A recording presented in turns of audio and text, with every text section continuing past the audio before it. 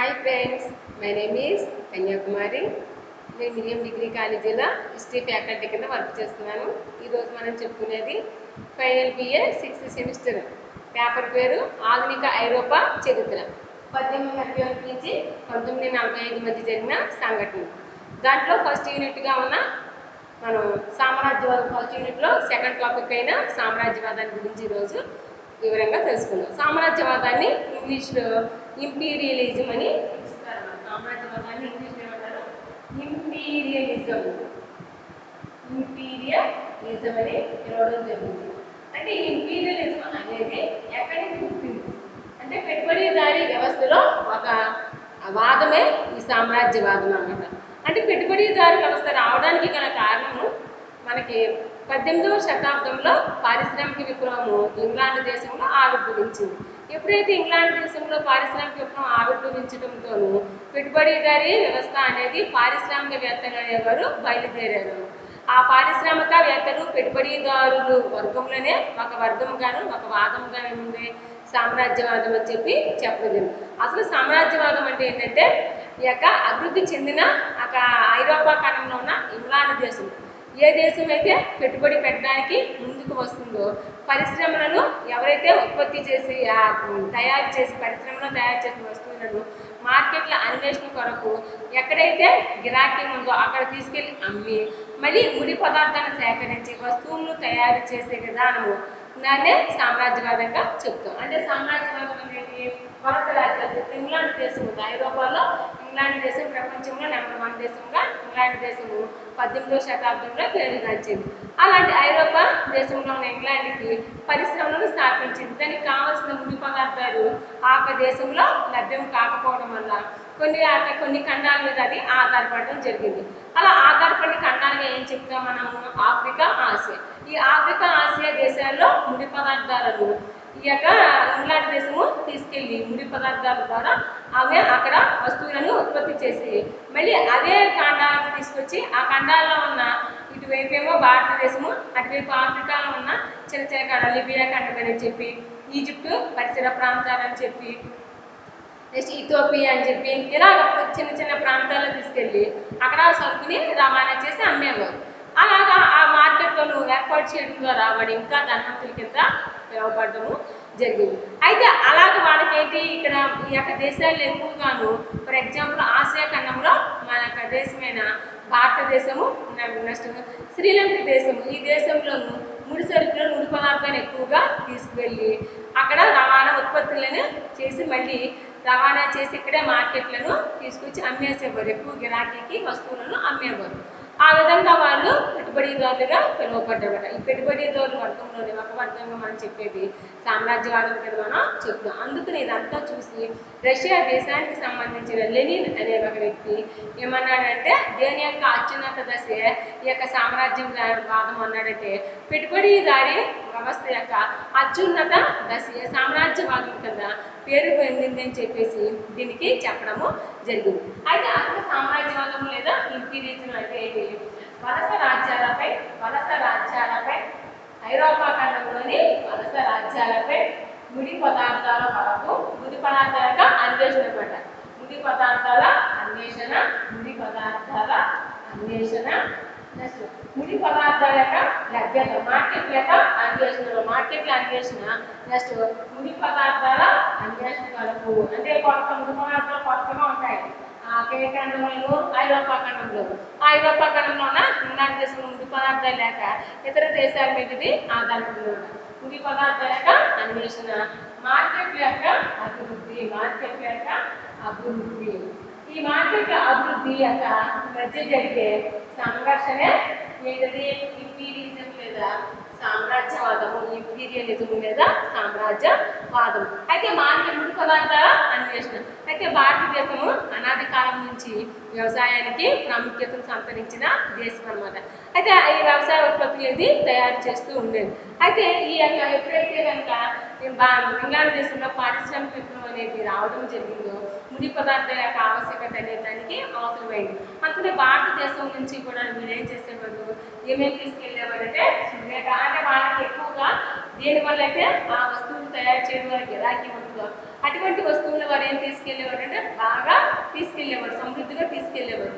అలా తీసుకెళ్ళడానికి ఏమేంటంటే భారతదేశం నుంచి మేము తీసుకెళ్ళేదంటే సుగంధ ద్రవ్యాలు, సూర్యకారము, ద్రవ్యాలు, సూర్యకారము, నెక్స్ట్ నీలి మందు, పట్టు, నీలి మందు, పట్టు, ఇవన్నీ కూడా భారతదేశం నుంచి వీళ్ళు దిగుమతి చేసుకెళ్ళి అక్కడ మళ్ళీ వస్తువులు తయారు చేసి మళ్ళీ భారతదేశానికి తీసుకొచ్చి దిగుమతి చేసేవారు అన్నమాట.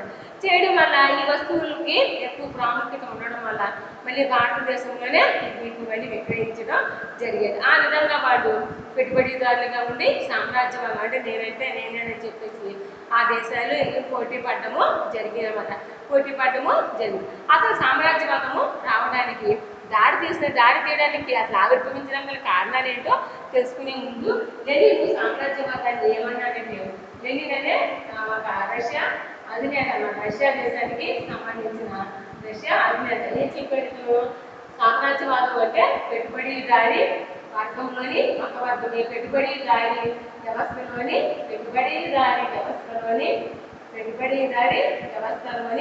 అత్యున్నత దశ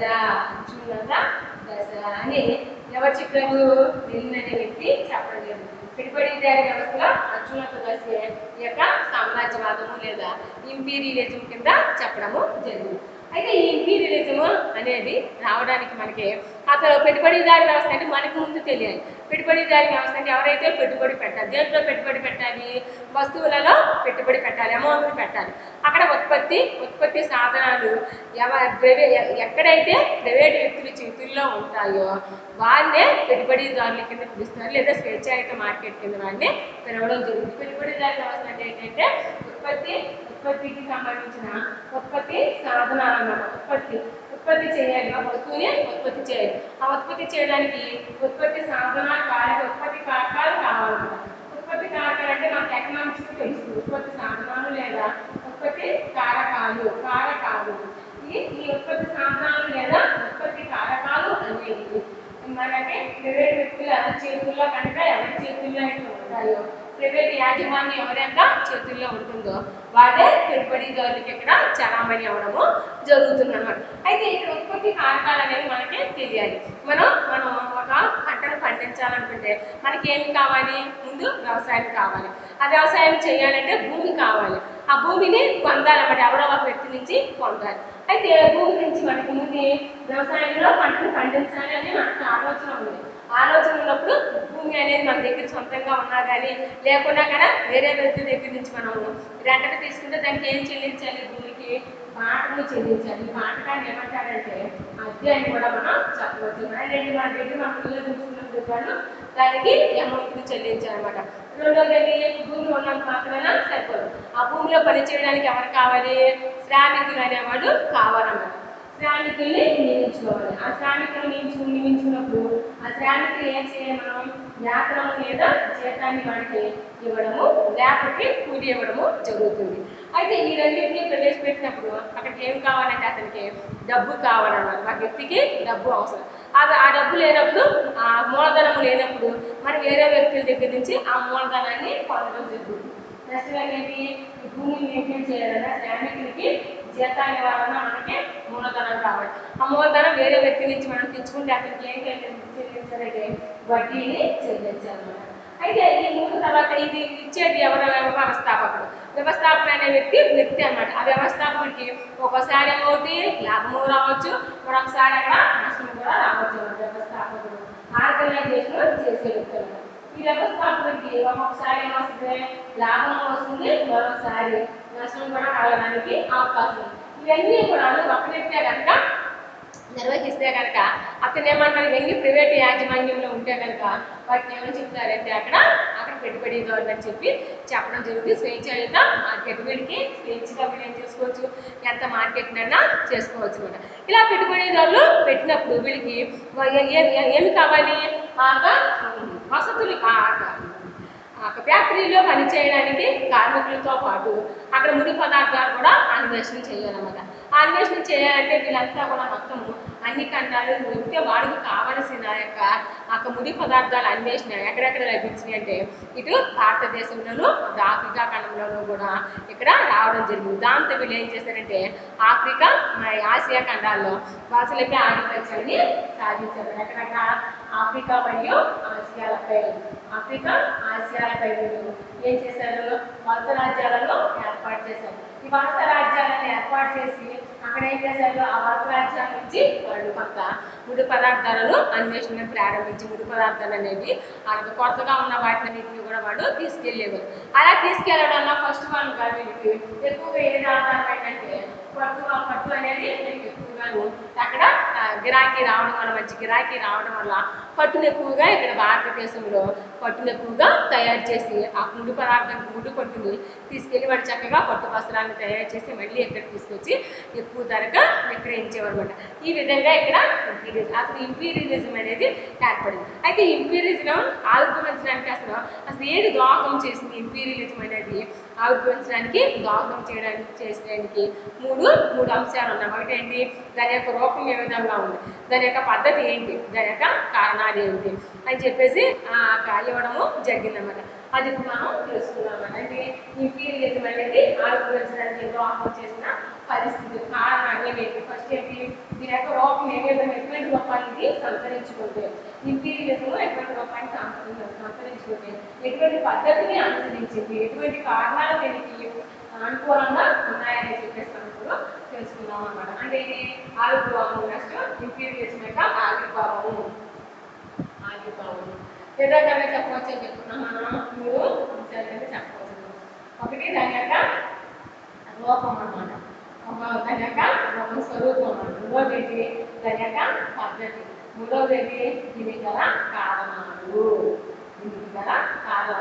కారణాలు ఏమున్నాయో మనం చూసుకుందాం. ఫస్ట్ వన్ ఏంటి, రూపం. ఎటువంటి రూపాన్ని ఇది కలిగి ఉంది, ఇంపీరియలిజము ఎటువంటి రూపాన్ని ఇక్కడ మనం కలిగి ఉందని తెలుసుకుందామంటే ఫస్ట్ వన్ ఏంటంటే ఇక్కడ మార్కెట్ యొక్క అన్వేషణ. మార్కెట్ మీద అన్వేషణ చేయడం ఫస్ట్ వన్.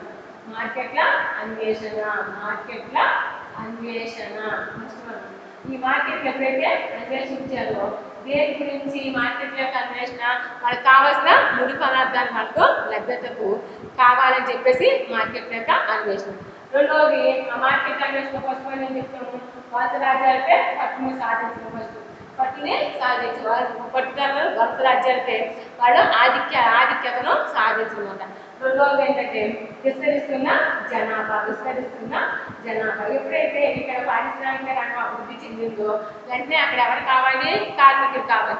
ఈ కార్మికులు కావాలంటే ఎక్కడి నుంచి తీసుకెళ్లేవారంటే వలస రాజ్య ప్రజల్ని తీసుకెళ్లేవారు. తక్కువ జీతానికి వాళ్ళకి వేతనాలు ఇస్తూ వాళ్ళతో పని చేయించుకునేవారు అన్నమాట. ఆ విధంగా విస్తరిస్తున్న జనాభా కింద ఇక్కడ చెప్పవచ్చు. నెక్స్ట్ వన్ ఏంటంటే క్రైస్తవ మత ఆవిర్భావం. నెక్స్ట్ ఏంటి, ఐరోపా ఖండము క్రైస్తవ మతానికి పుట్టినీరుగా ఉన్న క్రైస్తవ మతము భారతదేశంలో విస్తరించడానికి ఒక అనుకూలతను ప్రదర్శించింది. నెక్స్ట్ వన్ ఏంటంటే రాజకీయ కారణాలు ఏంటి, ప్రపంచంలో అందరికన్నా మా దేశమే గొప్ప దేశము, మా దేశం కన్నా ఏ దేశము కూడాను గొప్పది కాదు అని చెప్పేసి జాతిపరమైన మతపరమైన ఆంక్షలు అనేవి ఇక్కడ ఎక్కువగా ఉంటాయి అన్నమాట. అయితే ఏ వస్తువు కూడా తయారు చేసినా కానీ మా దేశంలోనే అది ఉత్పత్తి చేసి మిగిలిన దేశానికి వాటిని ఏం చేయాలంటే పంపిణీ చేయాలి అని చెప్పేసి అది ఎవరి యొక్క ఉద్దేశం అంటే ఇంగ్లాండ్ దేశం యొక్క ముఖ్య ఉద్దేశం. అలాగే ఇంగ్లాండ్ దేశము ఎవరే దేశం కైనా ఇటు శ్రీలంక పైన భారతదేశంలోని దగ్గర ఉన్న శ్రీలంక దగ్గర ఆఫ్రికా దేశాలను మరి ముఖ్యంగాను ఎక్కువగా వినియోగించుకోవడం, భారతదేశం కన్నా ఎక్కువగా ఆఫ్రికా దేశంపై తన ఆధిపత్యాన్ని కొనసాగించడం జరిగింది. అలాగే ఆఫ్రికా దేశానికి మొట్టమొదటిసారిగా వెళ్ళిన వ్యక్తులు ఎవరంటే ప్రపంచంలోనే మొట్టమొదటిసారిగా అది మనకి కూడాను సముద్ర మార్గానికి అనుకున్న పోర్చుగీస్ వారే ఆఫ్రికా ఖండంలో కూడాను మొట్టమొదటిసారిగా కాళ్ళు పెట్టారని చెప్పి మనకి తెలుస్తుంది. పోర్చుగీస్ వారే వెళ్ళి ఆఫ్రికా ఖండంలో కూడా తమ వాసన అక్కడ ఏర్పాటు చేసుకుంటాము జరిగింది. అంటే ఇక్కడ మార్కెట్ యొక్క అన్వేషణ. మార్కెట్ అన్వేషణ ఏంటి, మార్కెట్లో తయారవుతున్న వస్తువులను అక్కడ పెట్టడానికి గిరాకీ కావాలన్నమాట. అంటే వస్తువులకి గిరాకీ ఉంది, వస్తువులకి గిరాకీ ఉందంటే అక్కడ ముడి పదార్థాల యొక్క కొరత ఎక్కువగా ఉంది. ఎప్పుడైతే ముడి పదార్థాల కొరత ఎక్కువగా ఉందో వెంటనే అక్కడ ముడి పదార్థాలను ఎక్కడైతే సమృద్ధిగా ముడి పదార్థాలు అనేది లభ్యమవుతుందని చూసుకుని ఆ ప్రాంతంలో నుంచి ముడి పదార్థాలను తీసుకెళ్ళి వాటిని ఏం చేసేవారు, అక్కడ ఉత్పత్తి చేసి మళ్ళీ ఈ యొక్క మార్కెట్లో తీసుకొచ్చి అమ్మేవారు అనమాట. ఫర్ ఎగ్జాంపుల్ భారతదేశంలో ఎక్కువగా మార్కెట్ అన్వేషణ దేని గురించి, సుగంధ ద్రవ్యాల గురించి, పట్టు వస్త్రాల గురించి ఎక్కువగా ఉండేది. సూర్యాకారము, నీలిమందు, నల్లమందు అనమాట. ఇవన్నీ కూడా ఎక్కువగాను భారతదేశం ద్వారా మన తక్కువ ధరకు తీసుకెళ్ళి, అతి తక్కువ ధరగా తీసుకెళ్ళి మంచి గిరాకీగా ఇక్కడ ఏర్పాటు చేసేవారు. నెక్స్ట్ విస్తరిస్తున్న జనాభా. ఎప్పుడైతే ఈ యొక్క పారిశ్రామికీకరణ అనేది సంభవించిందో మొత్తం ఐరోపా ఖండంలో పెరుగుతుంది అనమాట. ఏంటి, ఒక ప్రాంతం నుంచి మరొక ప్రాంతానికి వలస రావడము జరుగుతుంది. దాంతో ఇక్కడ జనాభా ఏమవుతున్నారంటే రోజు రోజుకి బాగా పెరగడము జరుగుతుంది. ఒకప్పుడు తక్కువగా ఉన్న జనాభా వల్ల అంతగా అనిపించేది కాదు. ఎప్పుడైతే ఫ్యాక్టరీల యొక్క విస్తరణ పెరిగిందో, విస్తారంగా పెట్టుబడిదారులు పెరగడం వల్ల ఫ్యాక్టరీలు అనేవి కొత్త కొత్త పరిశ్రమలు అనేవి ఏర్పడడం ద్వారా వాళ్ళకి ఎవరు కావాల్సి వచ్చేది, కార్మికులు కావాల్సి వచ్చేది. ఇలాగే కార్మికులుగా ఎవరు రావడం జరిగేదంటే ఆఫ్రికా, ఆసియా ఖండంలోని ప్రజలను వీళ్ళు ఆసియా ప్రజలుగా తీసుకుని అక్కడ జనాభాని ఏం చేస్తున్నారంటే విస్తరించే వాళ్ళుగా చేసుకునేవారు. నెక్స్ట్ క్రైస్తవ మతానికి ఆవిర్భావానికి వచ్చింది ఎక్కడ అని చెప్పడానికి కారణం ఏంటంటే ఐరోపా ఖండంలోనే క్రైస్తవ మతము ఉంది. అయితే ఈ మతాన్ని ప్రపంచ దేశాల్లో అన్ని దేశాల్లో కూడా క్రైస్తవ మతాన్ని పెంపొందించాలనే ఉద్దేశంతో క్రైస్తవ మతాన్ని గురించి కూడా వాళ్ళు ఏం చేశారంటే 90% క్రైస్తవ మతాన్ని ఐరోపా ఖండంలో ఉంది, అన్ని మిగతా ఖండాల్లో కూడా దీన్ని విస్తరించాలని చెప్పి ఇక్కడ చెప్పడం జరిగింది. రాజకీయ కారణాలు ఇక్కడ మనం ఏం చెప్పుకుంటామంటే మా జాతి గొప్పది, మా జాతి కన్నా ఏ జాతి కూడాను అంతగా గొప్పది కాదు. ఫర్ ఎగ్జాంపుల్ కింద ఐరోపా భారతదేశంలో ఇంగ్లాండ్ దేశమే అన్ని దేశాలకు కూడాను వస్తువులను సరఫరా చేస్తుంది కాబట్టి నేను చెప్పినట్లే మీరంతా నడుచుకోవాలని చెప్పేసి అక్కడ చెప్పడము జరుగుతుంది. ఇవన్నీ ఏంటి, దాని యొక్క గొప్పని సంతరించుకోవడం. మరి దీనికి గల కారణాలు ఏంటి, పద్ధతులు ఏంటి, దీనికి 2 పద్ధతులు ఉన్నాయి. ఒకటి ఏంటి శాంతియుతమైన పద్ధతి, రెండోది ఏంటి నిర్బంధపరమైన చర్యలు. ఒకటి శాంతియుత పద్ధతులు. శాంతియుత పద్ధతులు అన్నిసార్లు మనం నిర్బంధంగా వర్ణించడం జరుగుతుందన్నమాట. కొన్నిసార్లు మనకి శాంతియుతంగా కూడా కొన్ని పద్ధతులను అవలంబించాలన్నమాట. అదేంటి శాంతియుత పద్ధతులు, రెండోది నిర్బంధ చర్యలు, నిర్బంధపరమైన చర్యలు తీసుకోవడం. ఈ నిర్బంధపరమైన చర్యలు తీసుకుని పెట్టేవాడు కనుక వినకుండా ఉంటే కనుక అదే అడిగిన దానికి సరిగ్గా ఆ మార్కెట్ అన్వేషణ పదార్థాలు కొత్త ఏర్పడినప్పుడు వాళ్ళని ఏం చేసుకునేవారు, లంచాలను ముందే ఇచ్చేసేవారు అన్నమాట. అమౌంట్ ముందే ఇచ్చేసేవారు. అలాగా ఎక్కువగా ఇవ్వడం వల్ల వాళ్ళు ఏం చేసేవారంటే సరుకులను ఇవ్వడానికి వీళ్ళు అంగీకరించకపోయినా కానీ మొదట్లోని వీళ్ళంతా కూడా ధనాన్ని పొందుకునేవారు కాబట్టి వారికి లోబడిపోయి వాడు ఏం చేసేవారంటే లంచాలను ఇచ్చిపుచ్చుకోవడంలో కూడా బాగా వీళ్ళు ముగ్గులైపోయారు. ఎవరో ఆసియా ప్రజలను, ఆఫ్రికా యొక్క ప్రజలు అన్నమాట. అయితే దీంట్లో శాంతియుతమైన పద్ధతులు. శాంతియుతమైన పద్ధతుల్లో మనం ఏం చెప్పుకుంటామంటే ఫస్ట్ వన్ ఏంటి సాంస్కృతిక పరమైన పరమైనవి చెప్పుకుంటాం. సాంస్కృతిక పరమైనవి ఎలా చెప్పుకుంటామంటే సంస్కృతి పరం అంటే ఏంటి, ప్రపంచంలోనే మా సంస్కృతి గొప్ప సంస్కృతి అంటే ఏంటి, ఆఫ్రికా ప్రజలు కానివ్వండి, ఆసియా ప్రజలు కానివ్వండి ఎలాంటి వాళ్ళు అంటే వాళ్ళు అనాగరికులు. మేమంతా కూడాను నాగరికతను తెలిసిన వ్యక్తులు. అందుకని వీళ్ళు అనాగరికులుగా ఉన్నారు కాబట్టి వీళ్ళని నాగరికులుగా మార్చడానికే మా ప్రయత్నము. అనగా నాగరికులుగా మార్చడమే మా యొక్క లక్ష్యము. అంటే ఏంటి, వాళ్ళు ఇంకా మూఢ విశ్వాసాలతోనే ఉన్నారు. అటువంటి విశ్వాసాల నుంచి వీళ్ళు ఏం చేయాలి, బయటికి తీసుకురావాలని చెప్పి మా జాతి గొప్ప జాతి అని చెప్పి వీళ్ళు అనాగరికులు కాదు నాగరికులుగా మారాలంటే తప్పనిసరిగా వీళ్ళల్లో జ్ఞానాన్ని పెంపొందింపు చేయాలని చెప్పేసి వాళ్ళు చెప్పడము జరిగింది. రెండవది ఏం చెప్తున్నారంటే వాళ్ళు శాంతులు ఒప్పందాలు కూడా చేసుకునేవారు. శాంతులు అంటే ఏంటి, సంబంధాలు ప్లస్ వాళ్ళు ఒప్పందాలు కూడా కుదుర్చుకునేవారు. సంబంధాలు మరియు ఒప్పందాలను కూడా కుదుర్చుకునేవారు.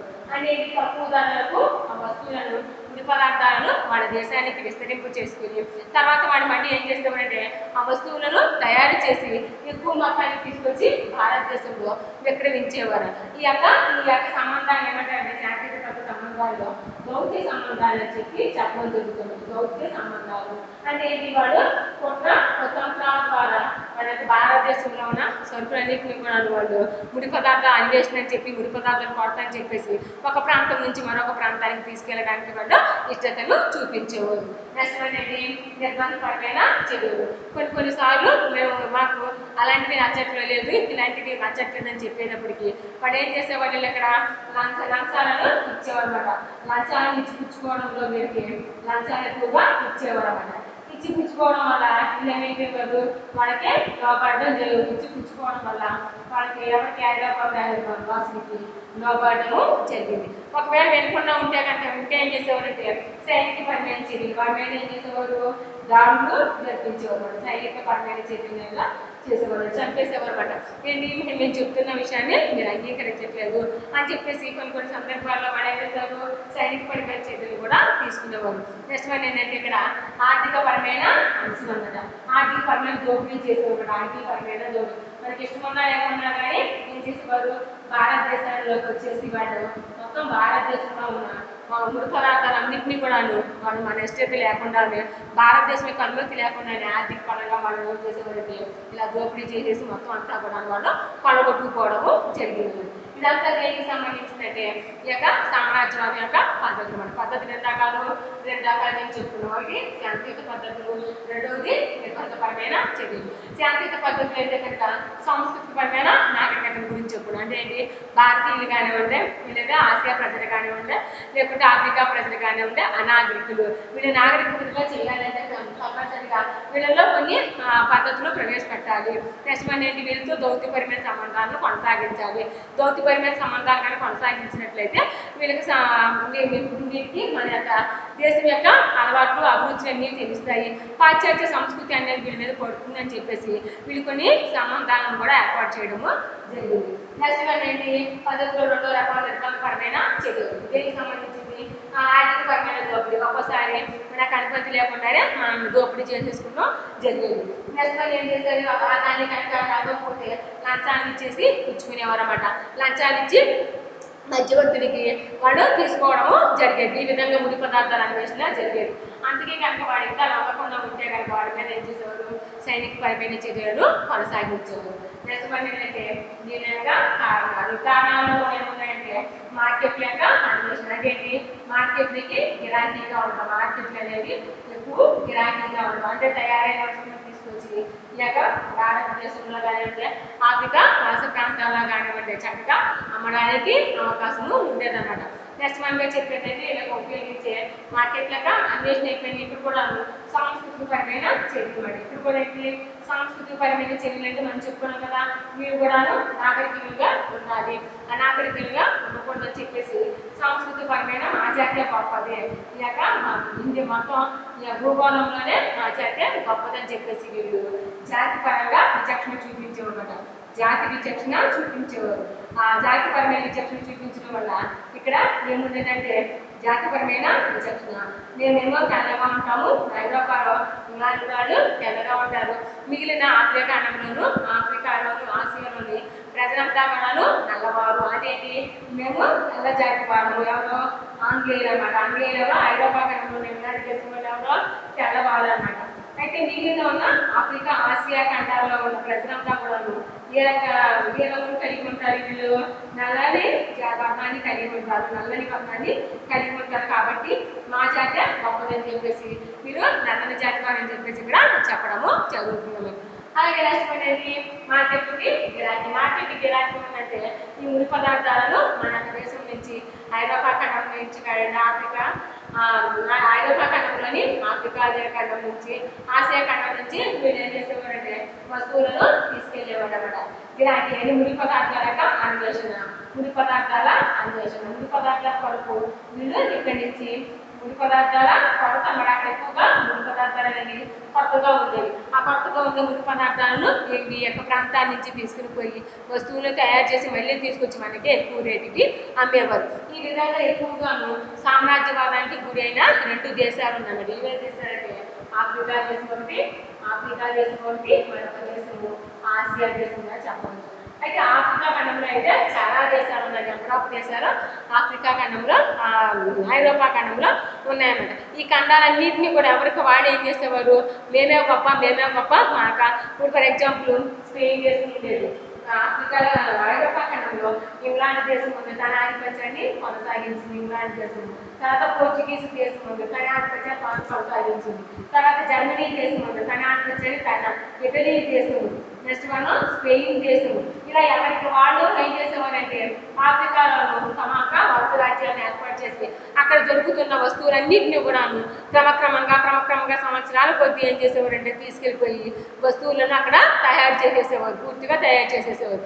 ఈ యొక్క ప్రాంతాలన్నింటినీ కూడాను ఏం చేసేవారంటే అనాగరికంగానే ఉంచేవారు. కానీ వీళ్ళు ఏమని చెప్పేవారంటే వీళ్ళందరినీ కూడాను నాగరికులుగా చేయడానికి ఏమో ఉద్దేశం అని చెప్పేసి అలాగా ప్రగల్భాలు పలికి ఈ సామ్రాజ్యవాదంలో మరింత విధంగాను వాళ్ళు అభివృద్ధిని సాధించడానికి ముందుకు రావడము జరిగింది. అయితే ఇప్పుడు మనం చెప్పుకునే ఈ 2 ప్రాంతాల మీదే ఎక్కువగా ఆఫ్రికా ఆసియా ఖండాల మీదే ఈ సామ్రాజ్యవాదం యొక్క ప్రభావం అనేది, అంటే వలస రాజ్యాల యొక్క ప్రభావము, సామ్రాజ్యవాదము ఇంపీరియలిజం అనేది 2 ఖండాలతో ఎక్కువగా ఉందని మనం చెప్పుకున్నాం. అయితే మనం ఇప్పుడు నెక్స్ట్ క్లాస్ మనం ఏం చెప్పుకున్నాం అంటే ఆఫ్రికా ఖండంలో ఉన్న దేశాలలో ఏ దేశాలు ఏ ఖండాలు ఇప్పుడు చెప్పుకుంటున్నాం కదా. ఈ యొక్క Spain, England, Portuguese, Germany, Italy ఈ యొక్క దేశాలన్నీ కూడా ఈ ఆఫ్రికాలో ఏ ప్రాంతాలని పొందుకున్నాయి, అక్కడ లభించే వనరులు ఏమేంటి అంటే ఆఫ్రికాలో ఎక్కువగాను వజ్రాలు ఇనుము మొత్తం అన్ని ఐటమ్స్ అన్నీ కూడాను అక్కడ లభ్యమవుతాయి. అయితే ఏ ప్రాంతాన్ని ఎవరు మరి ఆఫ్రికా ఖండాన్ని 1840 వరకు కూడాను ఎవరు కనుగొనలేదు. ఆ 1840 తర్వాత ఎందుకు కనుగొనలేదు, ఎంత చీకటి ఖండంగా అది ఎందుకు ప్రకటించబడింది. దానిలో అనేక మంది జాతులు, వారు ఆటవిక జాతులు ఉన్నారు, లెక్కలేనంత సంపద ఉంది, ముడి సరుకులు అనేవి అక్కడ లభ్యతగా ఉంది. అయితే ఆఫ్రికా ఖండంలోనికి రావలేకపోవడానికి కనుక కారణాలు ఏంటి అనేది మనం నెక్స్ట్ క్లాస్లో తెలుసుకుందాం ఫ్రెండ్స్. ఇప్పటి వరకు నా క్లాసులు విన్నందుకు thank you friends, thank you.